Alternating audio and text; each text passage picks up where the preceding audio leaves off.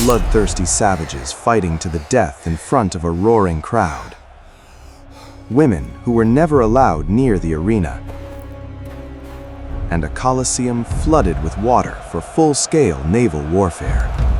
You think you know the story of Roman gladiators, but almost everything popular culture has taught you is dead wrong. From Hollywood blockbusters to history textbooks, the world of the gladiator has been distorted, exaggerated, and sometimes completely fabricated.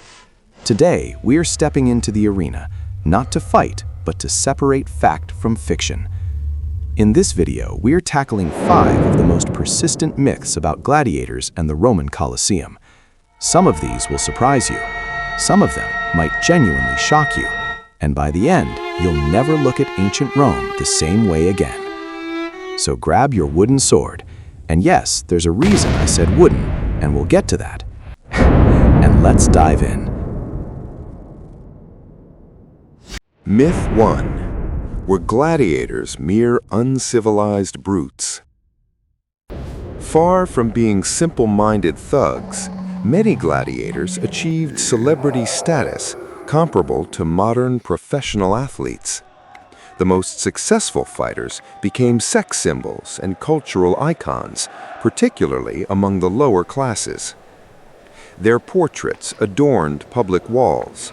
Children played with clay figures modeled after them, and some even endorsed products, making them ancient Rome's version of marketing superstars. And like. Take a second to picture that.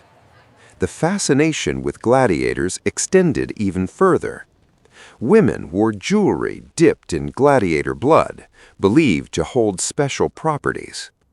Even more remarkably, gladiator sweat, regarded as an aphrodisiac, was collected and mixed into cosmetics. Let that sink in. This wasn't how society treated disposable criminals. These were celebrated figures who captured the public imagination. Gladiators had fan bases.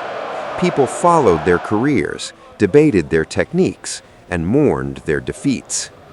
The most famous lived lives of relative comfort, receiving good food, medical care, massages, and sometimes significant financial rewards. Some even won their freedom and chose to keep fighting, not because they had to, but because of fame, because of fortune, because of the arena. So, no, gladiators weren't mindless brutes. They were celebrities, with fan clubs, endorsements, and beauty products made from their sweat. But here's something else you probably got wrong. When you picture a gladiator, you almost certainly picture a man. A towering, muscular man with a sword and a shield. But what if I told you the arena wasn't exclusively a man's world? Think about that for a moment. Myth 2. Did only men fight as gladiators? By the 1st century CE, female gladiators had become a regular feature of the games. These women, known as gladiatrices, fought with the same ferocity as men. Though in Rome's deeply patriarchal society, they likely faced additional ridicule. Female slaves were routinely sent into the arena, forced to fight, forced to survive. But not all were slaves. Historical evidence shows that some free women chose this path voluntarily, drawn by the same forces as men: fame, fortune, and glory. Let that sink in. Some proved themselves in combat and earned their own followings. In a society where women had limited public roles, the arena became something unusual, a place where recognition, however violent, was still possible. Eventually, female gladiators were banned, but for a time, they stood in the arena. They fought, and they bled.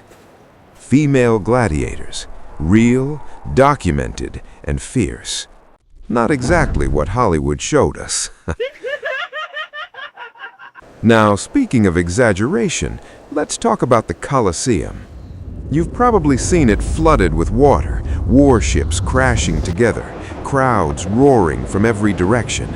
It's one of the most iconic images of ancient Rome. But did it actually happen? The answer is more complicated than you think, and the truth might be even more spectacular. Myth 3. Did the Colosseum host naval battles?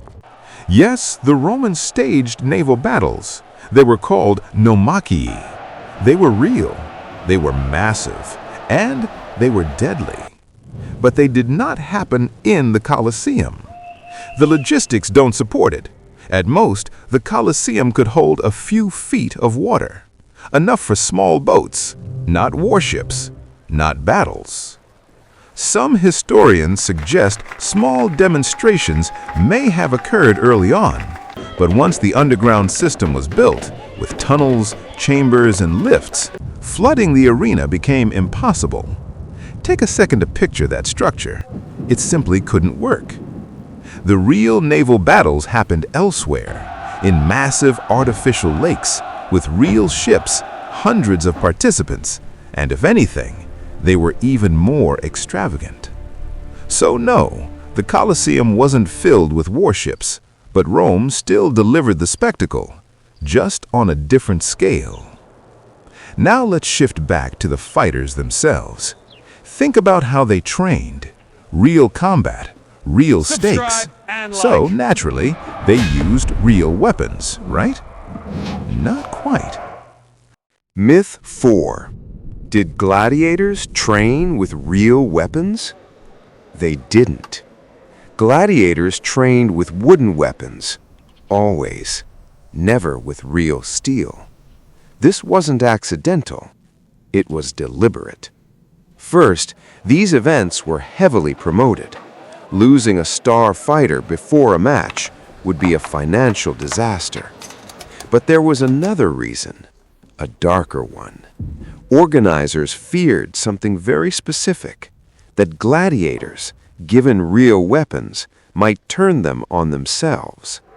Many were slaves, prisoners, men with nothing to lose. Some would rather die on their own terms than perform for a crowd. Let that sink in. Wooden weapons removed that option. They ensured survival until the moment of combat. These wooden swords, called rudis, were carefully designed training tools, balanced, weighted, but symbolic too, because receiving a rudis meant something else entirely: freedom. A wooden sword as a symbol of freedom. There's something deeply ironic in that. Now for the final myth. What happened after the games ended? Most people imagine silence, decay, an empty ruin frozen in time. But the real story is far more unexpected. Myth 5.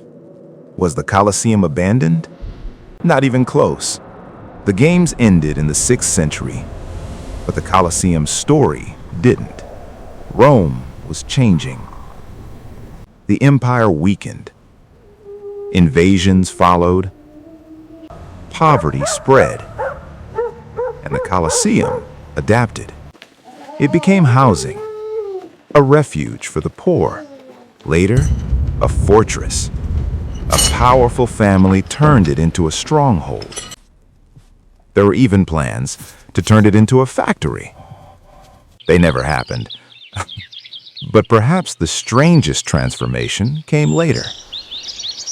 Nature took over. Hundreds of plant species grew within its walls. So many that scientists began to study it. Imagine that. People visiting the Colosseum not for history, but for botany. And there you have it. 5 myths shattered. Gladiators weren't brutes. They were celebrities. Women fought. Naval battles? Yes, but not there. Training? Wooden weapons only. And the Colosseum? Never truly abandoned. History is messy, complicated, and often stranger than fiction. Let that stay with you. If you learned something new, hit like, drop a comment, and subscribe for more. We explore the stories people think they know and reveal what actually happened. Until next time, stay curious, question everything, and remember, the truth is always more interesting than the legend. I'll see you in the next one.